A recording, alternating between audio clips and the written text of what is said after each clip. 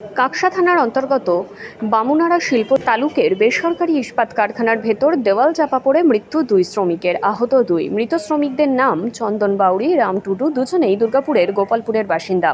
ব্যাপক উত্তেজনা ঘটনাস্থলে কাকসা থানার পুলিশ। বামুনড়ার শিল্প তালুকের বেসরকারি ইস্পাত কারখানা সাব স্টেশন তৈরির জন্য পাঁচিল তৈরি করা হয়েছিল, আর সেই পাঁচিলের ধারে বসেছিল 4 জন কারখানা শ্রমিক। গরম থেকে আশ্রয় নেওয়ার জন্য পাঁচিলের ছায়ার সামনে 4 শ্রমিক বসেছিল। সেই সময় পাঁচিল ভেঙে পড়ে যায়। ঘটনার তলে মৃত্যু হয় 2 শ্রমিকের, আহত 2।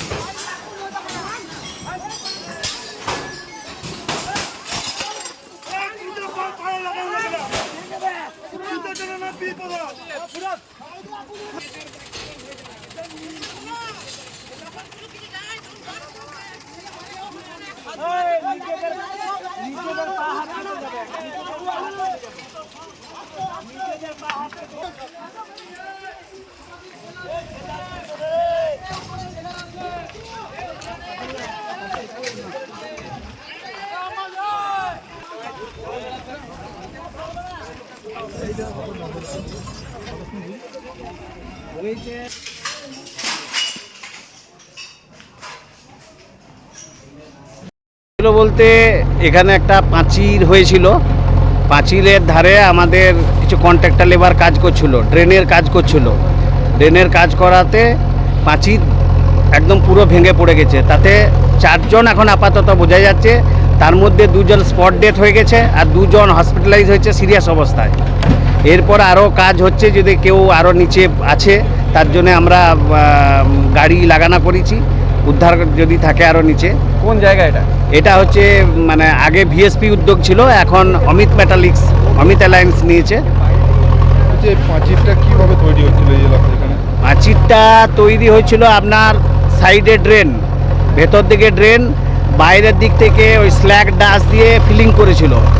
আমাদের মনে হয় ওই চাপ পড়ে পাঁচিলটা পড়ে গেছে। মানে ভালোভাবে কি হয়নি? ভালোভাবে কিছু বোঝাচ্ছে না, ভালোভাবে মানে আগের পুরোনো পাঁচিলের সাথে মানে আরও উপরে নতুন পাঁচিল তৈরি করেছিল, তারও একটা চাপ ছিল। এখানে একটা জলাশয় রয়েছে মনে হচ্ছে। হ্যাঁ, জলাশয় ছিল, জলাশয়ের জন্য মাটি নরম ছিল। জলাশয় কি ভরাট করা হয়েছিল? ভরাট করা সেরকম দেখতে পাচ্ছি না। ভরাট এটা তো মানে কারখানারই জায়গা, বেঙ্গল হাইটেকের জায়গা ছিল আগে। ওরা মনে হয় বিক্রি করেছে কিনা বলতে পারছি না ঠিক। সেই জন্যই কি এই দুর্ঘটনা? এই জন্যই দুর্ঘটনা। নরম জায়গা ছিল, প্লাস পিছন দিক থেকে কেসার দিয়ে আপনার ফিলিং করেছিল, এই চাপ পড়ে পাঁচিল ভেঙে পড়েছে।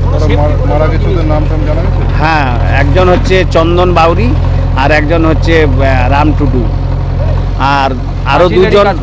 হ্যাঁ, পাঁচিলের ধারে ওরা ড্রেনের কাজ করছিল, পাঁচিলের কাজ করেন, ড্রেনের কাজ করছিল। বিধাননগর হাসপাতালে মানে আপাতত ভর্তি করা হয়েছে। মালিককে বলা হয়েছে যে আপনি ইমিডিয়েটলি কোনো ভালো হসপিটালাইজ করুন। হ্যাঁ, আমার নাম মানস দত্ত। ভায়োলেন্ট কীরকম ছিল এটা নেই, এটা জাস্ট এটা তো হয় যখন একটা কোনো রকম অ্যাক্সিডেন্ট হয়, তো একটা লোকাল অ্যাজিটেশন সেটা তৈরি হয়েছিল। ওই লোকাল অ্যাজিটেশনটা একটা ইমোশনাল অ্যাজিটেশন থাকে, ইমোশনাল অ্যাজিটেশনটা একটু ভায়োলেন্সের তরফ গেছে, কিন্তু ওটা তারপরে পুলিশ এসে কন্ট্রোল করতে পেরেছে।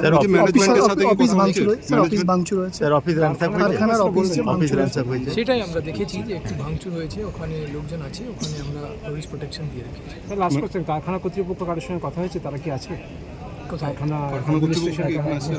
কোথায় আছে? কারখানাতে কি আছেন?